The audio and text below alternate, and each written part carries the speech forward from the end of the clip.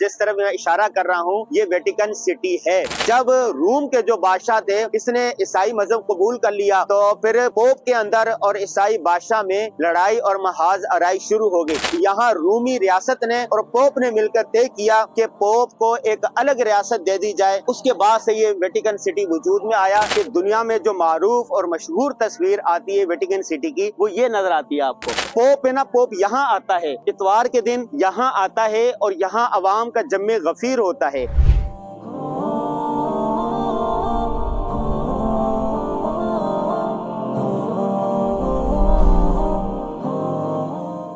बिस्मिल्लाहिर्रहमानिर्रहीम। नाज़रीन, मैं हूँ अनवर गाजी। इस वक्त मौजूद हूँ इटली के सबसे कदीम, पुराने और तारीखी शहर रूम में।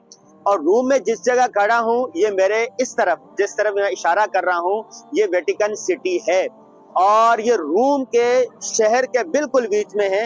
इस तरफ देखें ये आपको घर नजर आ रही है, सारे चारों तरफ घर ही घर है और बिल्डिंगें हैं और आम लोग रहते हैं। लेकिन इस तरफ दूसरी तरफ ये किला है, ये किले की दीवार आपको नजर आ रही है। ये पूरे चारों तरफ ये किला है और बड़ी दीवार है, नीचे से लेकर वहां तक इतनी लंबी दीवार हमने, इतनी चौड़ी, इतनी ऊंची, इतनी लंबी दीवार हमने अपनी तारीख में, अपनी जिंदगी में अभी तक नहीं देखी। आप जानते हैं कि वेटिकन सिटी कब बना? वेटिकन सिटी 1929 में बना। जब रोम के जो बादशाह थे इसने ईसाई मजहब कबूल कर लिया तो फिर पोप के अंदर और ईसाई बादशाह में लड़ाई और महाज आराई शुरू हो गई। नारा लगा कि कैसर को अपना काम करना चाहिए, बादशाह को अपना काम करना चाहिए और पोप को जो मजहबी रहनुमा है इसको अपना काम करना चाहिए। बिल आखिर यहाँ रूमी रियासत ने और पोप ने मिलकर तय किया कि पोप को एक अलग रियासत दे दी जाए। उसके बाद से ये वेटिकन सिटी वजूद में आया। अब इसकी अपना महल्ले वकू है, 10,000 की आबादी अंदर रहती है, अंदर हम दिखाएंगे। और इसकी अपनी करेंसी है, अपना पासपोर्ट है, अपने बैंक है, अपना निज़ाम है।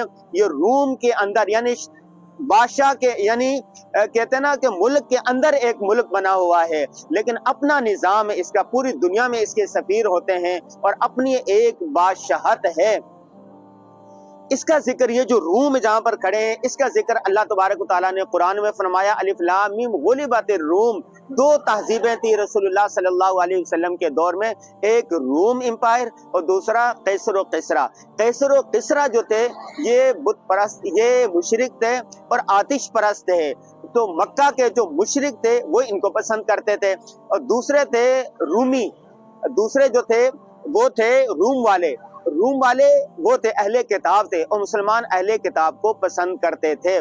तो चुनाचे एक दफा इन दोनों की जंग हुई। जैसे आप आसानी के लिए समझे अमेरिका और रूस की जंग हो तो कुछ लोग उनके साथ होते हैं, कुछ उनके साथ होते हैं, तो रूम को शिकस्त हो गई। उसके बाद फिर हुआ ये कि मुशरिकीन मक्का बहुत खुश हुए तो कुरान की आयत नाजिल हुई, अलिफ लाम मीम गुलिबतिर रूम। तो सूरह रूम की जो पहली चंद आयत है ये नाजिल हुई। इसमें बताया गया कि अनकरीब रूम गालिब आ जाएगा। बिग़ैसिनीन कहते हैं 3 से 9 साल के दरमियान। तो ये वेटिकन सिटी है जो देखने के लिए पूरी दुनिया से सयाह आते हैं। हम भी इसका तायराना नज़ारा करने के लिए आए। हमारे साथ रहिएगा, इंशाल्लाह हम आपको दिखाएंगे। मेरे पीछे देखें आप, कैमरामैन दिखा सके, ये जो मेन गेट नजर आ रहा है ये जिस गेट पर 3 मुजस्मे से बने हुए हैं, ये वेटिकन सिटी का मेन गेट है। और यहाँ से दाखिल होकर आप इस रियासत में दाखिल हो जाते हैं। ये जो आपको रियासत नजर आ रही है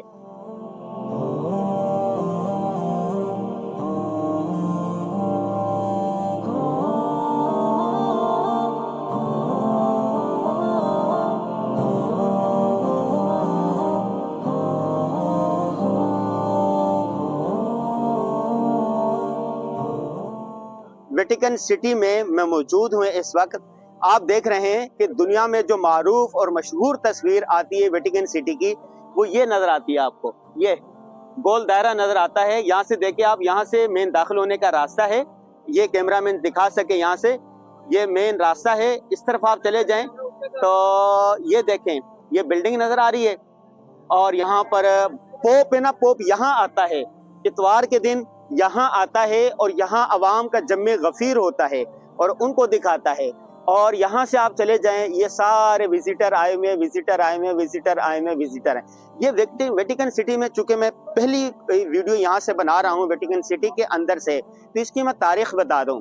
ہوا یہ کہ دو بڑی طاقتیں تھیں پہلے، ایک روم اور دوسرا فارس. ٹھیک ہے، روم چلتا رہا، رومی اپنی تہذیب ثقافت سب کچھ تھی. لیکن جو روم کے بادشاہ تھے جب انہوں نے عیسائی مذہب قبول کیا 1929 میں جب قبول کیا، تو اس کے بعد جو پوپ تھا اس کے کام میں ان کے معاملات میں مداخلت شروع کر دی.